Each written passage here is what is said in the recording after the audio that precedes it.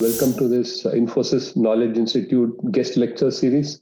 My name is Ramachandran. Today's session focuses on storytelling in the business context, and it's a privilege to have Feroz from SAP with us. Welcome, Feroz and team. Thank you. Quick introduction about Feroz. Feroz is a Senior Vice President and the head of SAP Engineering Academy. He's based out of Palo Alto. Feroz has spent more than 20 years at SAP. He was previously the head of globalization services, and before that, he was the managing director for SAP Labs India, which he transformed into an innovation hub. And in 2012, the company was recognized as one of the great places to work in India for its very first time. Feroz is also the chairperson on the board of Specialist Turn USA, a not-for-profit foundation with the goal to create 1 million jobs for people with autism and similar challenges. He's also the founder of the India Inclusion Foundation. Feroz has co-authored a best-selling book on people with disabilities titled Gifted. The book has been translated into 4 Indian regional languages. The Kannada translation won the prestigious Karnataka Sahitya Academy Award. He teaches personal leadership at Columbia University in New York. I could go on and on about Feroz's accomplishments, but I'll stop there. All your microphones have been muted, so please use the chat tool to ask any questions you have for Feroz. I will consolidate them and ask the questions at the end of this presentation. So with that, I'll hand over the mic to Feroz. Over to you, Feroz, all yours. Thank you so much and welcome to this session. Thank you. Thank you, Ram, for that introduction. It's a pleasure to be here, invited at Infosys. I've seen some of my friends sending messages, so I think I'm in good company here.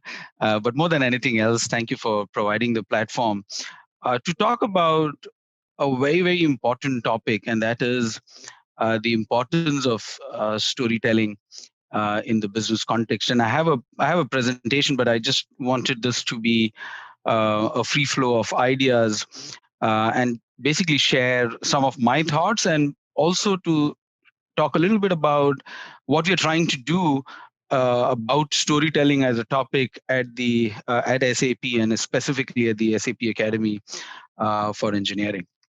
But before that, let me share something interesting, because I don't consider myself as a storyteller. So I thought, let me talk to probably one of the greatest storytellers from India. So I had a great conversation just 2 weeks back, and you could probably check in on YouTube the conversation that I had with Shekhar Kapoor, who is now the chairperson of the Film and Television Institute of India, and who's probably one of the greatest storytellers that India has ever had. And so one of the things I asked him was, what is his vision for FTII, the Film and Television Institute of India, and how does he see in the next few years? This is obviously a government-appointed role for 2 years. So I wanted to know, what does he want to do as a storyteller? And he said something incredibly profound.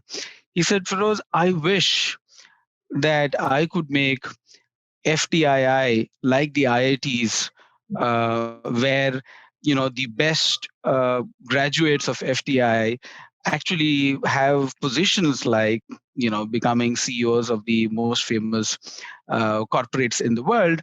And he said something even more profound. He said, I wish IITs had a program for storytelling.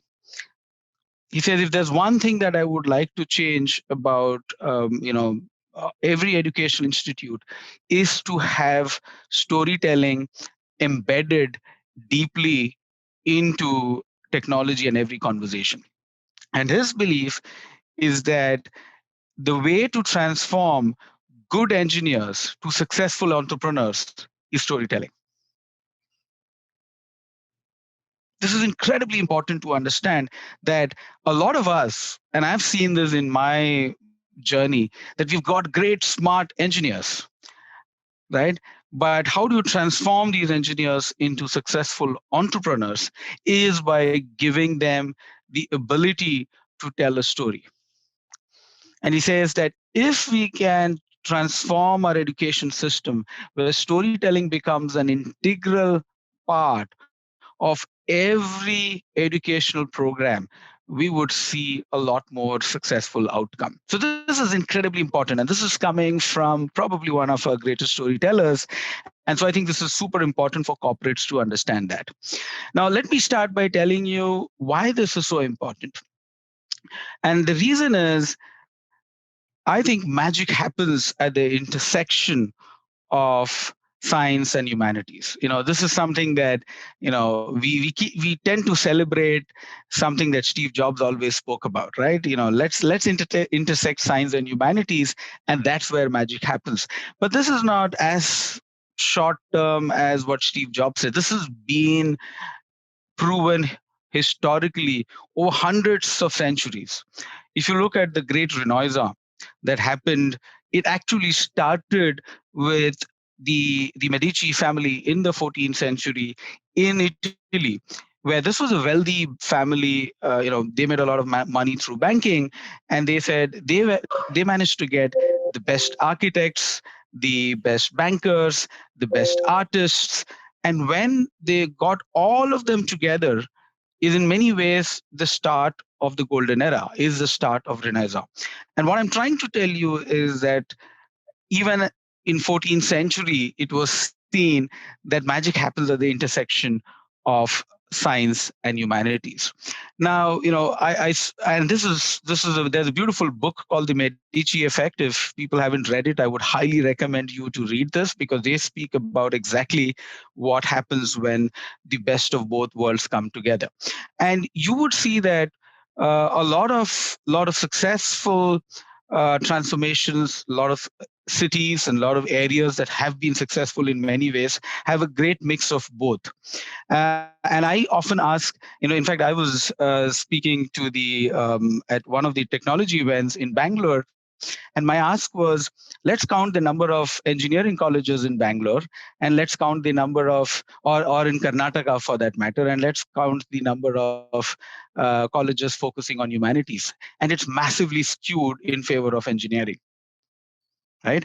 And if you want to transform places, organizations, corporations, you need to have a healthy mix of both of them. And I believe that is what is missing today at a massive scale. So I see one of the people have asked me, what is the name of the book? It is called The Medici Effect, just so that you can write it down. Now, let me first share what it means, and what it means to at a very personal level, and what it means that corporates like Infosys, SAP, and others can do to really embed storytelling as an integral part of their company culture. But let me start by saying my own story, right? Because you can't be talking about storytelling without telling your own story. So let me start about a very personal story, and I'll jump into the presentation maybe at a later point in time. But let me start by what I call as a defining moment in my journey, both as an individual, also as a professional at SAP. This was when I was heading this happened when I was heading SAP in India in 2010. So I was a managing director at that point in time. And what happened was my son was diagnosed with autism. And like every parent, I was confused to start with. I was in a denial mode for some time. I went into depression, but at some point, I had this defining moment, which was when my mentor called me and said, Feroz, most people spend their entire lifetime not knowing what their purpose is. You're incredibly fortunate. The purpose found you. And at that moment, I really didn't understand what she meant. But what she was trying to tell me was, here is a situation that you've been dealt with, where your son has been diagnosed with autism. You're incredibly fortunate in many ways that you have the financial means, you have the network, you have the position, you have the intellect to deal with it. Don't just spend the rest of your life trying to take care of your son, because that's something you should do, and that's your first responsibility. But can you use that particular moment to drive a larger change?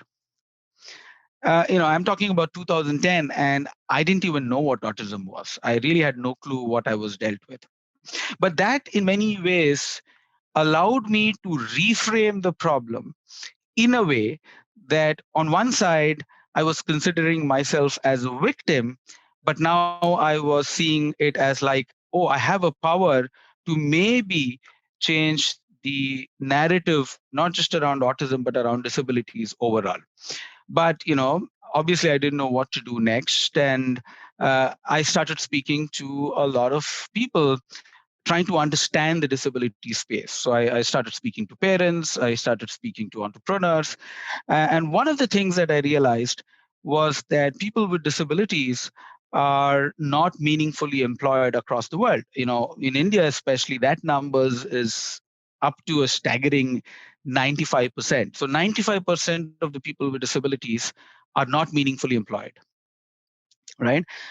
When you're not meaningfully employed, obviously it leads to lower life standards and so on and so forth. So that's the first data point I realized, that this is a largely marginalized community where there is not enough opportunities for them. And the second thing I realized was that this is the largest minority in the world.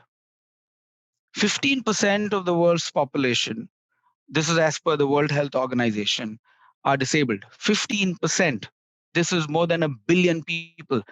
And so suddenly I realized that I'm not dealing with a problem in isolation.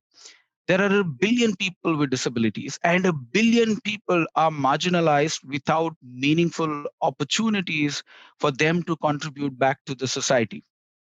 And so suddenly I realized that this was a massive problem that we were dealing with. Again, I don't want to get into all the details, but one of my missions was to see if it is possible to provide meaningful employment for people with not just autism, but other forms of disabilities. And so one of the interesting things I realized at that point, I got in touch with a social entrepreneur. His name is Thorkel Sonna. He's based in Denmark. And I found that he was doing something very interesting. And what he did was he had the same challenge. He had a son with autism, and he realized he would never get meaningfully employed. So he started a technology company. And this tech company, he said 80% of the employees have to be on the autism spectrum. So he had 100 employees, of which 80 of them were on the autism spectrum, 20 of them were neurotypical. And over a decade, he made this into a profitable organization. So he actually proved that you could hire people with disabilities and make it profitable. This is not charity. This is not just doing it because it feels good, but he said it made business sense. I was so inspired by what he did that I took a flight and went to Denmark. And I said, how's this guy doing this? I spent 2 days in his office along with my executive assistant at that time, and we were completely blown away by what he was doing. And I came back from there and I hired 3 people on the autism spectrum at SAP Labs. And believe me, almost everybody said, Feroz, this is a stupid idea. This is, are you smoking? I mean, these people had no college degrees, so I had to literally break all the rules of hiring. They just they knew how to probably browse the internet, but we said we can teach them. And what we realized that people on the autism spectrum did a few things incredibly well. They would diligently do the same thing over and over again. They were sometimes non-social, but which also meant that they had extremely high level of focus. And over a period of 18 months, I was able to show that these 3 people on the autism spectrum were as good. In many cases, they were even better than my best engineers. Right? And that was an aha moment for us. That I didn't have to hire them because it made me feel good. I hired them because it made true business sense. And the business sense was not just that they were more productive, but they were also the employees who would always tell the truth, who would never ask for a salary hike, who would never ask for a promotion. And I'm like, if we could hire people with bad attitude, why wouldn't we hire people with good attitude? And these were the most purest form of employees you would ever find. I'm not saying that you should not ask for a hike or promotion. That's not what I meant. All I'm trying to tell you is that here was a set of employees but extremely positive attitude, and they were also doing better outcomes than my regular engineers. And that was an aha moment for us. And then what happened after that was nothing but a series of coincidences. And I don't want to take too much credit for it. There was an article in Forbes which is called, everyone is good at something. And this was basically written by a journalist who interviewed me, and he wanted to know, how are you hiring people on the autism spectrum? And this, if you do a Google on this, you will find how autistics triumphed at SAP. And this article went viral. And in 2013, I was invited to Davos to speak about an idea that can change the world. Here is now the power of storytelling. I had probably the greatest platform on earth, which is the World Economic Forum at Davos, where the who's who of the world come together. And I was given exactly 4.5 minutes to tell a story. And that's when I realized that telling a story in 4.5 minutes is way more difficult than telling it in 4 hours. I could speak for 4 hours. That was easy. I teach at Columbia, and sometimes my lectures go on for 4 hours. But the hardest part was, how do I tell a story in a compelling form in 4.5 minutes? And you can see my speech. If you do a YouTube, you could see my speech at Davos, where I spoke about how hiring people, the topic of the speech was the ability in disability. And I spoke about how hiring people with disabilities made business sense. Now, here is what interestingly happened after that. CNN carried my speech verbatim. Because it was so short, they could actually transcribe my speech and they carried it online. My CEOs at that time, Bill McDermott and Jim Hagemann Schnabel, read the news, and they called me for a breakfast meeting in Davos. They said, Firoz, we read this in CNN. Have you been doing this? And I'm like, yeah, I've been doing it for 1.5 years, but I didn't tell anybody. And this is where great leadership comes to play. And the CEOs, they understood the power of the story. They said, Firoz, you're saying this makes business sense? I said, absolutely. I have data to prove it. So he said, if you can pull this off in India, why can't we pull this off across the world? Because you're saying it makes business sense. It's good for the community as well. And I said, yeah, absolutely, we can pull this off. Immediately after that, the CEO sent the head of diversity and inclusion to Labs Bangalore, said, go check out what this guy is telling. Is this true, or is he kind of just telling a story? She was so impressed with what we saw that within 4 months, SAP made an announcement to hire 1% of our global workforce. At that time, we were 65,000 employees. We made a commitment that 1% of our global workforce, that is 650 people, will be hired by people on the autism spectrum. This was the biggest and the most landmark commitment any corporate has ever made for people with disabilities. In 2014, this happened in 2013. In 2016, we were invited to the United Nations, and Secretary General Ban Ki-moon asked other corporates to make similar commitments like SAP. In 2016, it became a Harvard case study. And it all started with a story. It all started with a story. And let me tell you some more statistics to what I'm saying. SAP in 2018 wanted to understand the impact of the Autism at Work program. So our executive sponsor at that time, Rob Ensley, he said, this has been incredibly successful, but let me know what is the impact. So we did a study of the impact of autism at work. Here is some data which will blow your mind off. In our, SAP was started in 1972. So we are, now almost in our 48th, 49th year right now. In our entire history, this is the most written about story. It beats every product story ever written about SAP. It is not about R3, it is not S4. They looked at it and they found that the Autism at Work had more unique media stories than any story ever done by SAP as a technology company. The combined reach of the Autism at Work story was 7.2 billion people, which means every person on earth has heard about the Autism at Work story. And my proudest moment, I mean, this is all data and I don't care too much about it, but I'll tell you the moment that I felt the most grateful and the most that gave me the greatest joy was in 2019. In 2019, every year, SAP has something called the Hasso Plattner Award, which is like the Oscars of SAP. Um, Hundreds and thousands of employees at SAP compete for that for one prize. This is called the Founders Award. One team gets the award, just one team, about the best innovation, the best idea, something that has transformed and has disproportionate impact, very heavily competed.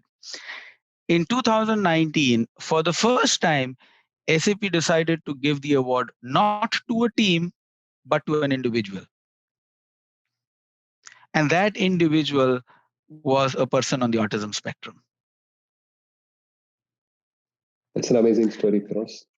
The Oscar Award for it was given to a person who was hired at the Autism at Work program in Argentina.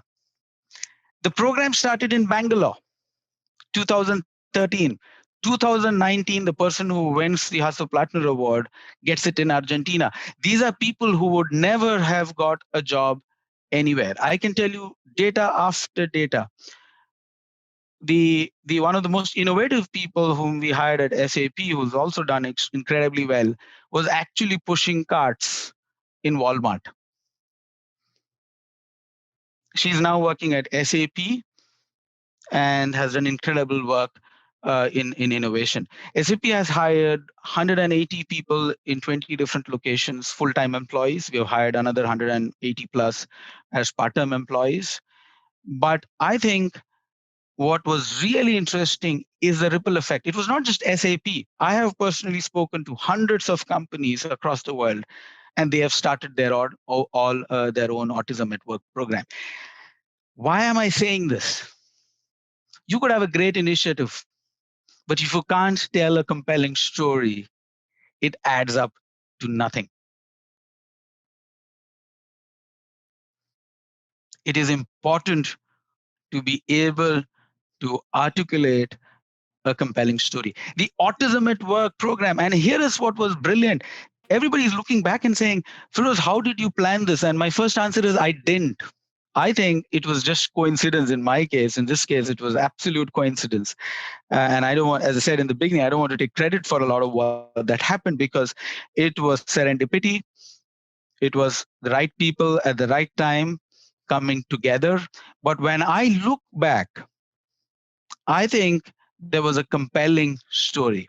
And here is what it is important for you to understand, that the best stories, whether in real life or in movies, are all about one simple theme.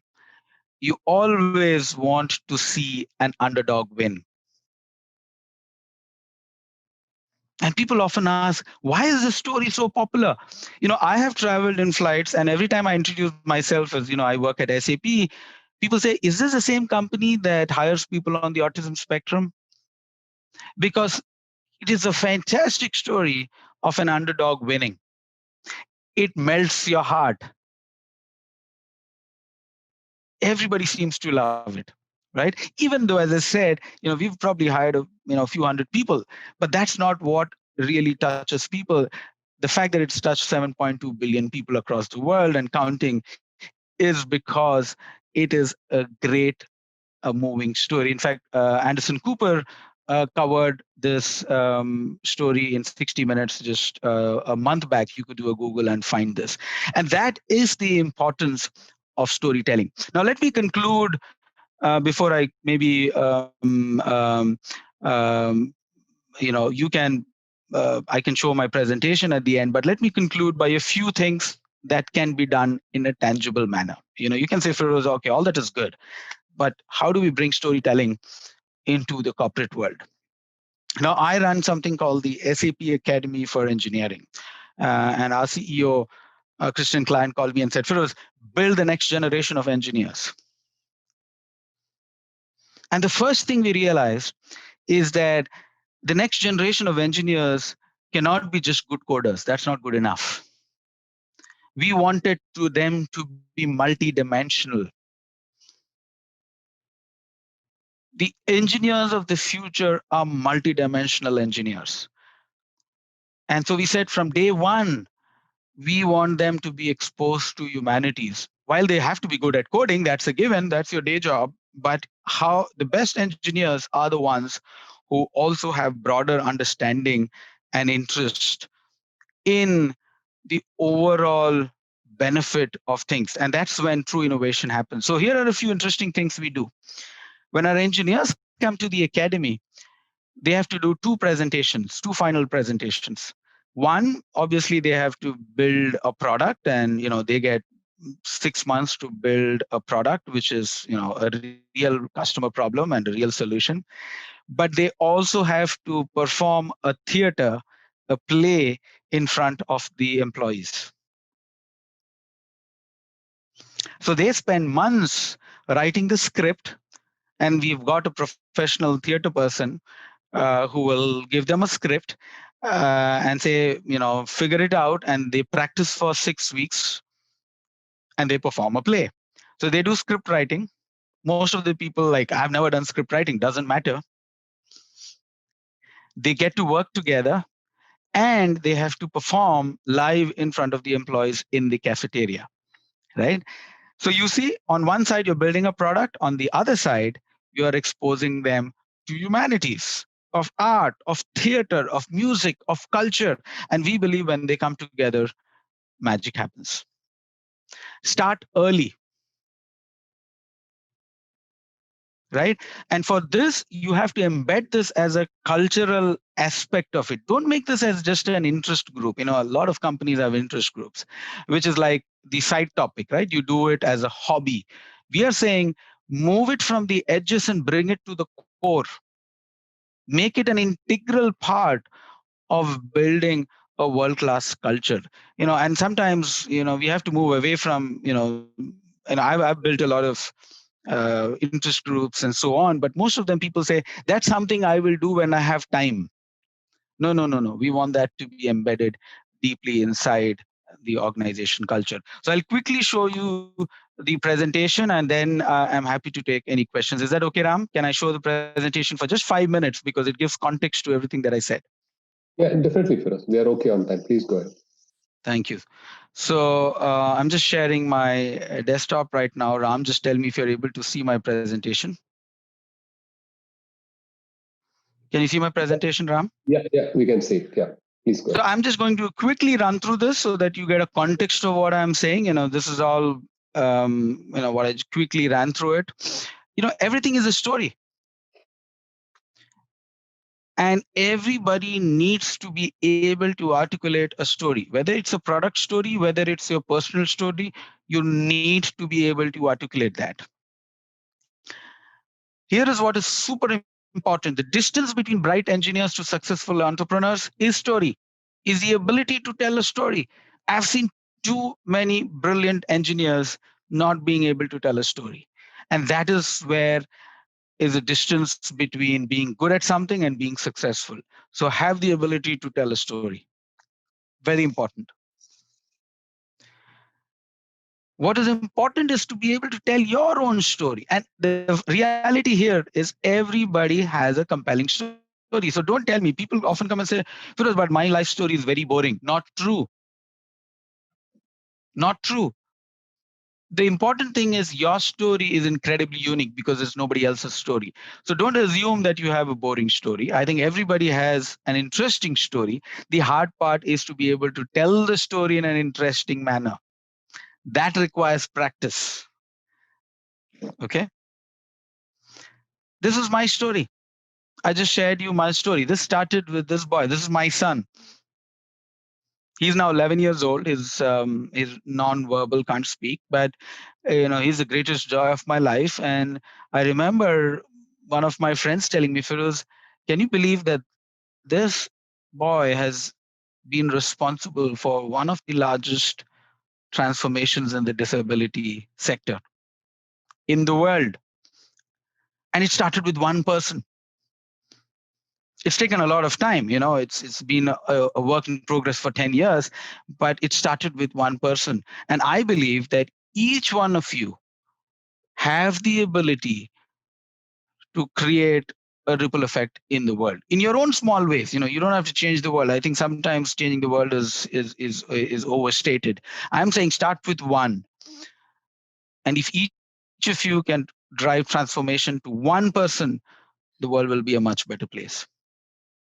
This is how the Autism at Work story. I basically told you how it all started. I don't want to get into the details, but this is basically the timelines of how this story evolved, starting from 2011 all the way to right now.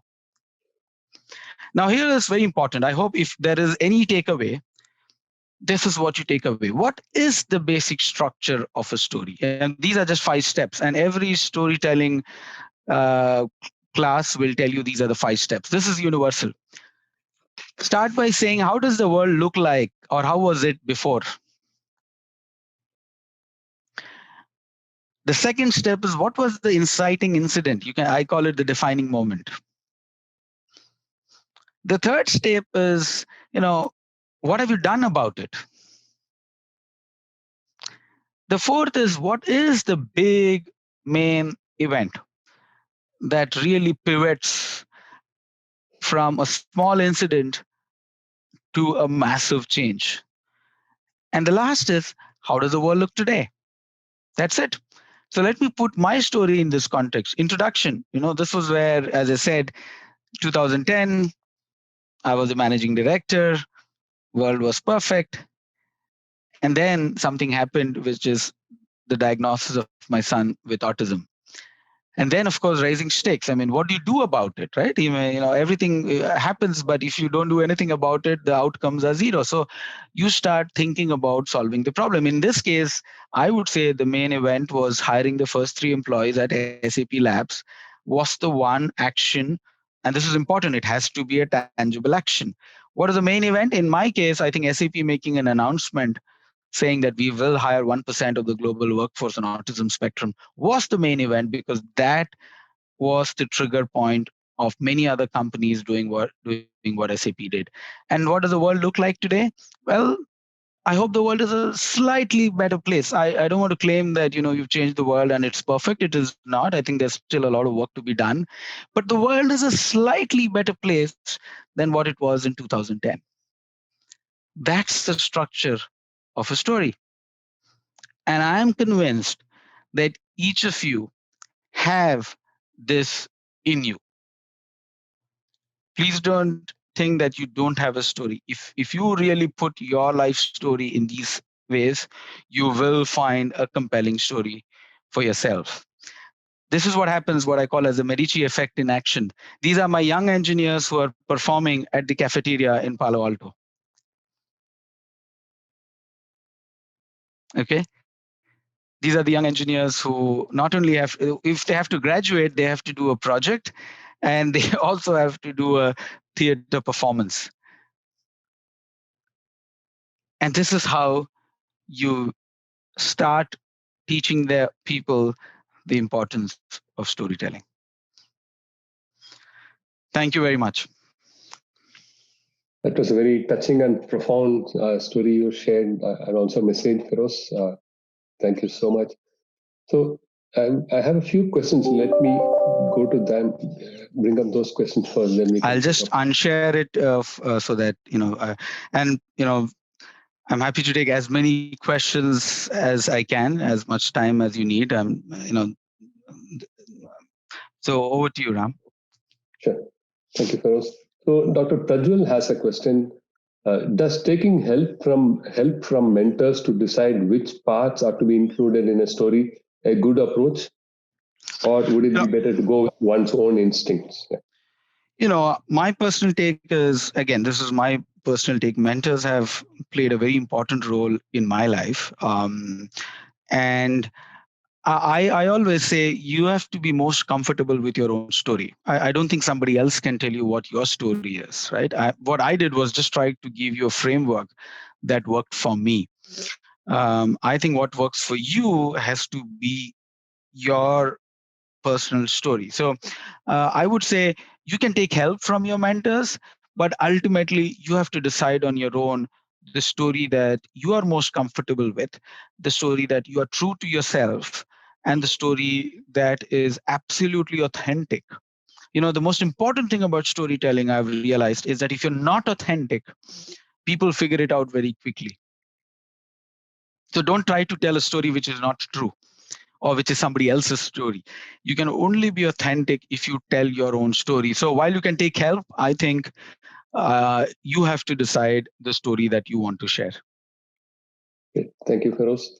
This is a question from Vishal. Feroz, I remember reading your article on Gandhi's trustship model. Yes. If time permits, can you please explain the concept briefly? And thanks for your story. It's truly inspiring. Thank you. So, the idea of trusteeship, again, is Gandhi had extensively written about it, but I think a lot of people haven't understood this, or it's kind of long forgotten.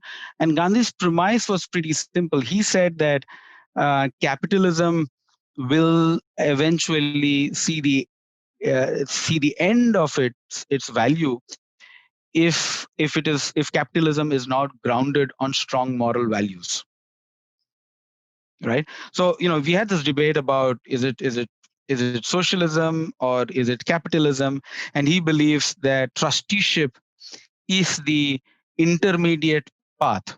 He says the best model for success as a civilization is not extreme capitalism but trusteeship. So let me explain in a very simple term what it means. It basically, his whole idea was that it's not about how much money you make, but it's the purity of means that is extremely important, which means if you're making money, make it the right way. Let me explain to you what I mean by that. It's like if you're building a tobacco company, and then you say, after I make a lot of money, I will also open a cancer institute. He said that's flawed. You can't say that, oh, I have made a cancer institute, so now I can make as many, I can make more profits and make a tobacco company. So his whole idea was the purity of the means is extremely important. That was his first idea. The trusteeship is that it's nothing. He said there's nothing wrong with earning money, but earn it in the right way. That's the first important things about trusteeship. And the second thing, which I think is incredibly profound, is that if you make a lot of money, that money doesn't belong to you, because you cannot say that I'm the only person responsible for having earned it, because we live in a highly interdependent society. So the money you have earned doesn't belong to you fully. It belongs to the larger community. While you have to take a large chunk of it, there's nothing wrong with it. And he said, if you worked hard, you should get money. But the idea that you earn 100% of the profits for yourself and you become disproportionately rich is just not right. If you look today, four people in the world, the top four individuals earn more than half the world's population. Four people earn more than half of the world's population. That is incredibly wrong. And Gandhi had seen this long before anybody else has. And he said, that's not right. Earn it the right way, and don't assume you earn all the money because you've just been the entrepreneur. It belongs to the community. So that's the core of trusteeship. Great. Thank you, Feroz. Dhananjay has a question. What are the different scenarios in a business context where we can tell stories? Every meeting is an exercise in storytelling. If I'm doing 10 meetings a day, I'm trying to tell what is the story here. Why would somebody want to listen to me? There is absolutely no reason for anybody to waste their time listening to me if I haven't told a compelling story, right? So even if it's an incredibly boring, data-driven meeting, you could tell a compelling story around it. So I think every meeting should be an exercise in telling a compelling story, and when you're able to do that, people want to join you, your team, your organization, because they have now understood what that means to them, right? I mean, civilizations have been built on the bedrock of good stories. So I think every meeting is an exercise in storytelling. Just like this meeting was, my previous keynote was also something where I told a story. Next meeting will also be something where I hope I am able to convey something meaningful by way of telling a story. It's amazing, Feroz. So Dr. Prajwal was asking, again, in the context of a business case or a proposal. Yes. So I think Yes. already answered that question. If every meeting can be a storytelling, obviously every business case and proposal has to be a story. Yeah. You know what, Ram? I have a very simple benchmark for myself. I always say when I walk into a meeting, I want to walk out of the meeting in a way where everybody remembers that meeting for the rest of their life. It's a very hard benchmark for yourself. But I say, you know what? When I walk out, people in the room should say, this meeting I'm going to remember for the rest of my life. And the only way you will remember is not through data, it's through a story. If you can keep that as your benchmark, it's incredibly hard to do that because some meetings are not where it should be. But that's, if you keep that as a benchmark for yourself, I think you'll have more meaningful conversations. Very well said, Feroz. So just to stress on the point again, anything specific you had to add on for a business case or a proposal from your experience? I mean, I'll tell you this. Maybe my last, when I was invited by the CEO to build the SAP Academy for Engineering. Here is one thing I've realized is that prepare. If I had a 1-hour meeting with the CEO when I had to give a proposal about what this Academy for Engineering should look like, and I had prepared 3 different pitch. One was a 5-minute pitch, one was a 15-minute pitch, and the other was a 30-minute pitch, right? Because every time you are meeting with the CEO, be prepared that even if it's for 30 minutes, it can end up being 5 minutes, right? So prepare for the worst case scenario, and that's preparation. So if I got 5 minutes with the CEO, can I convince him of the story that I had, right? And I think that's a good starting point. Be brief, be precise. If that's your starting point, and then you have more time, then you can expand. I knew this meeting I have 60 minutes, so I kind of gave a longish version. But if this meeting was 5 minutes, I would have just said, this is what you need to do. So brevity is an important art in storytelling. Great, Feroz.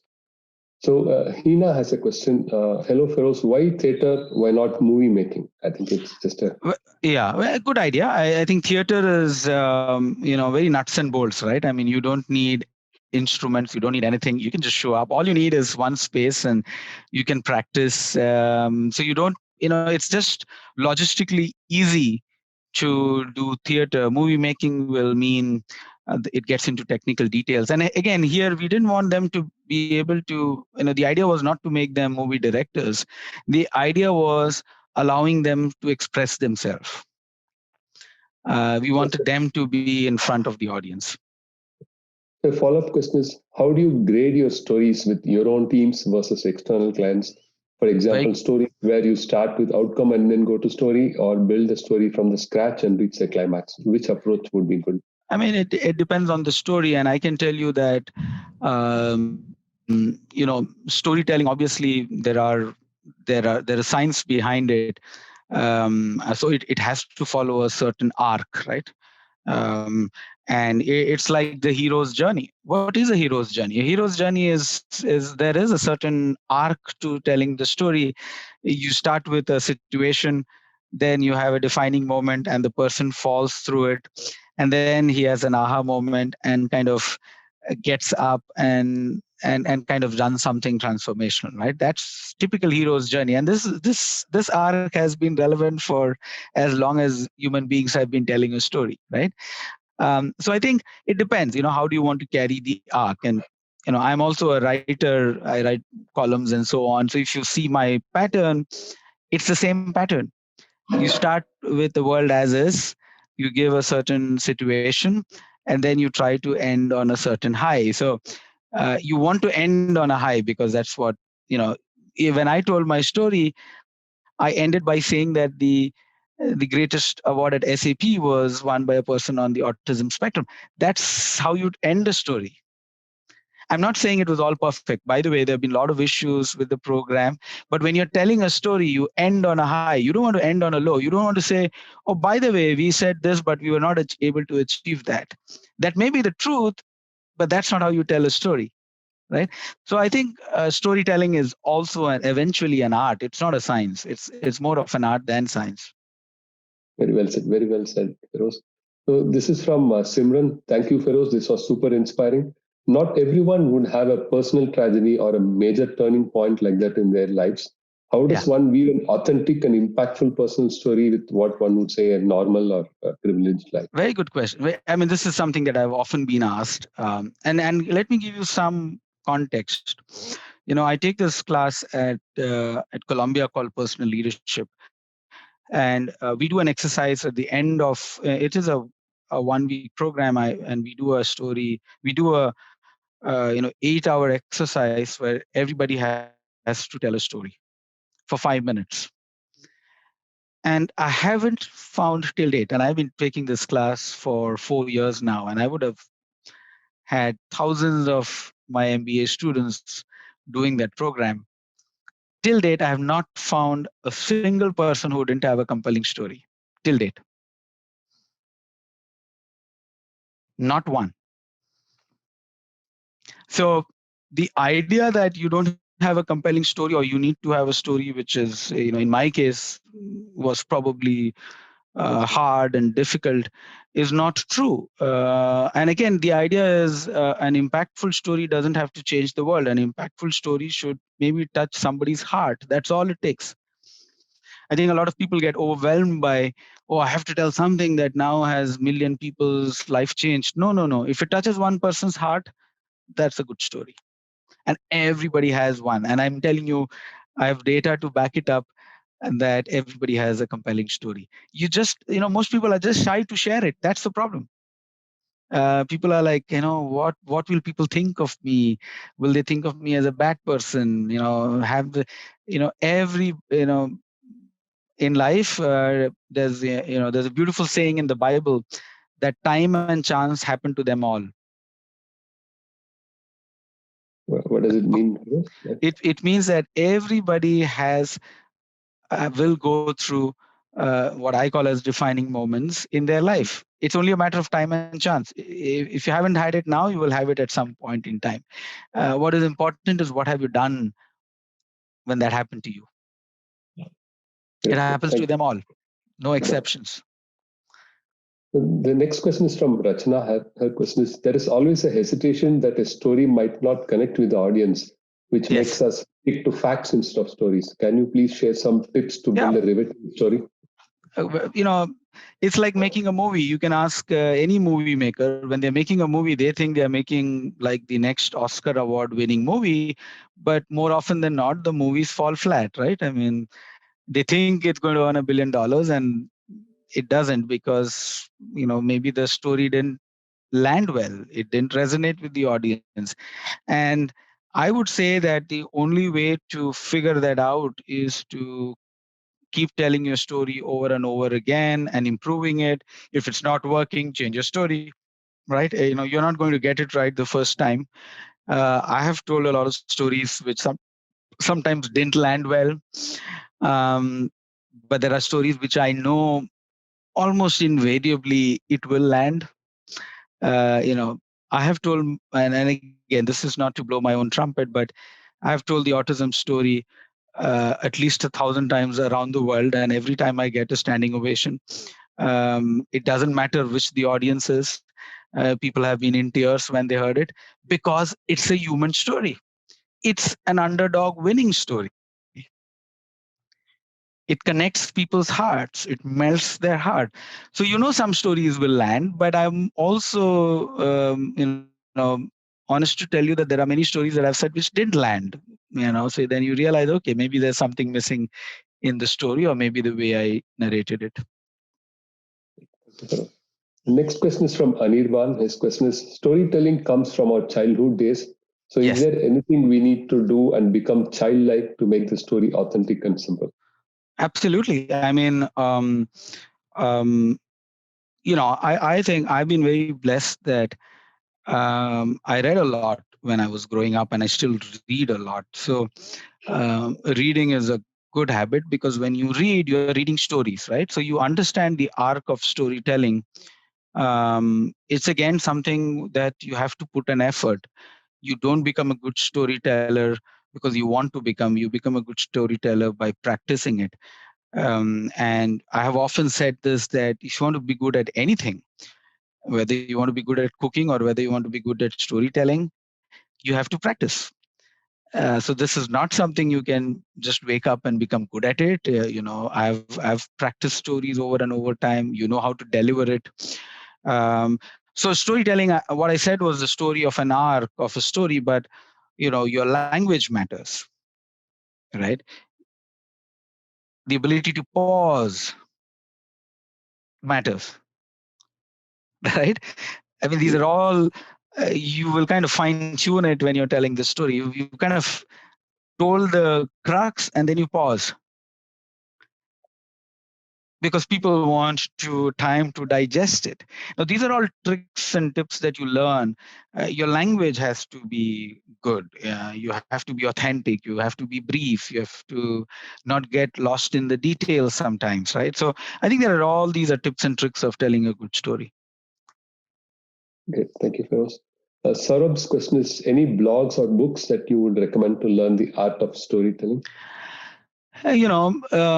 Again, my take has been, don't focus on the tips and tricks first. I mean, the tips and tricks you would learn as you practice it, right? I mean, as I said, I learned the power of the pause, by practicing it, right? But then I realized, okay, everybody tells if you want to learn great oratorial skills, watch, say, a Barack Obama speak, right? And that's a perfect example of brilliant language, beautiful story arc, delivery style is beautiful. He pauses at the right places. So I think you can learn a lot of this by watching some outstanding orators, who all have a story to tell. No specific book comes to my mind because I haven't read a book on storytelling particularly. I kind of learned it by doing it. Thanks, Feroz. The next question from Aman is, how can we ensure the relevance of a story with the respective stakeholders? How can we be sure that it's not a created relevance, but an actual relevance for them? Yeah, I know the first thing about a good story is you have to be authentic, right?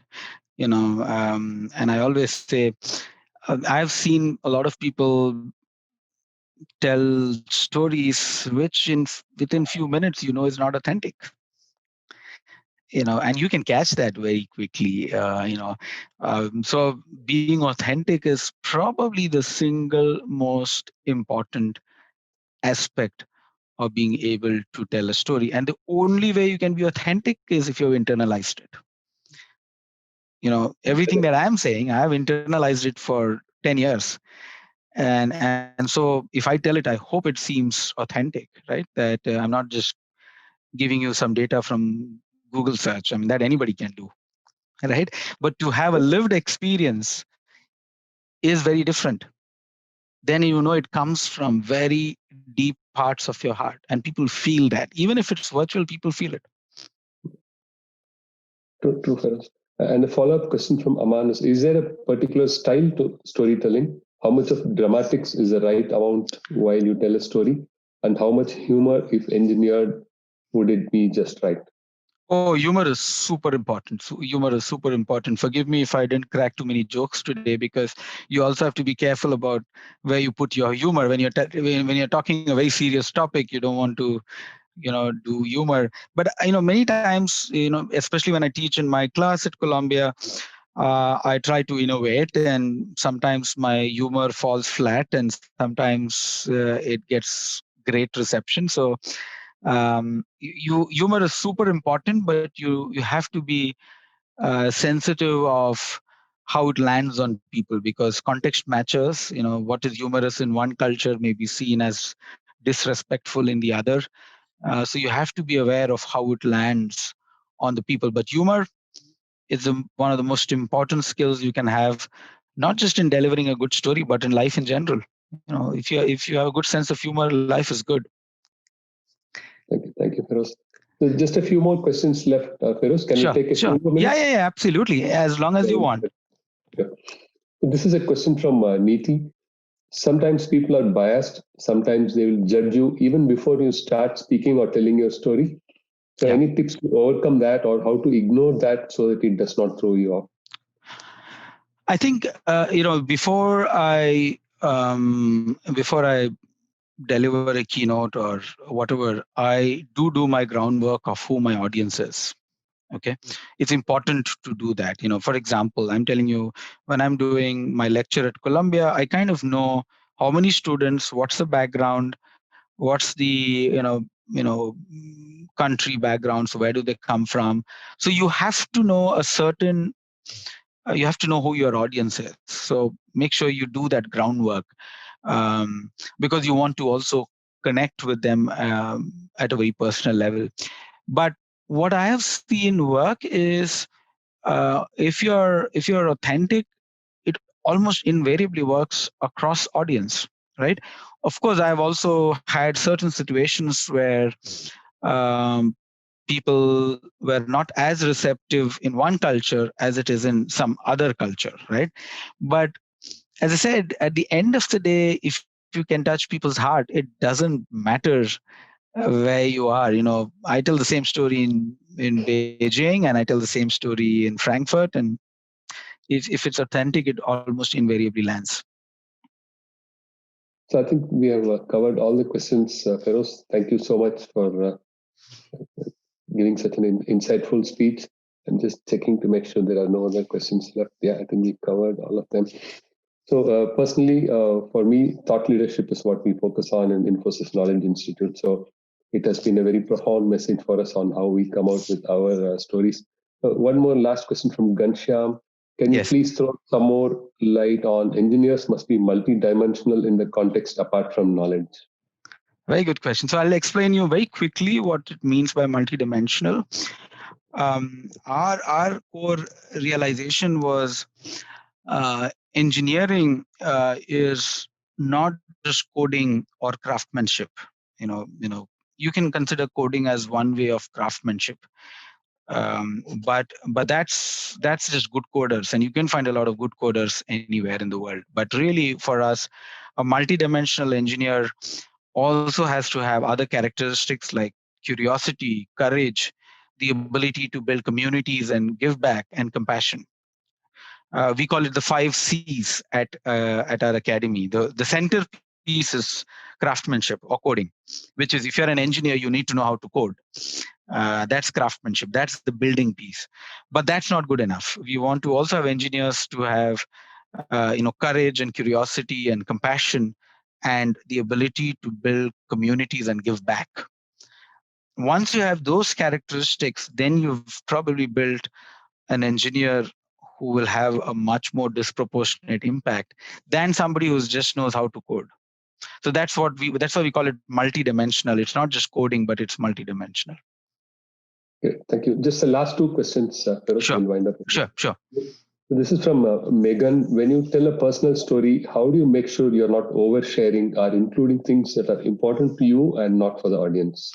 Very good, very valid question. I think it depends on, you have a good story is a very delicate dance between how much of it do you want to share, how much of it you want to be about yourself.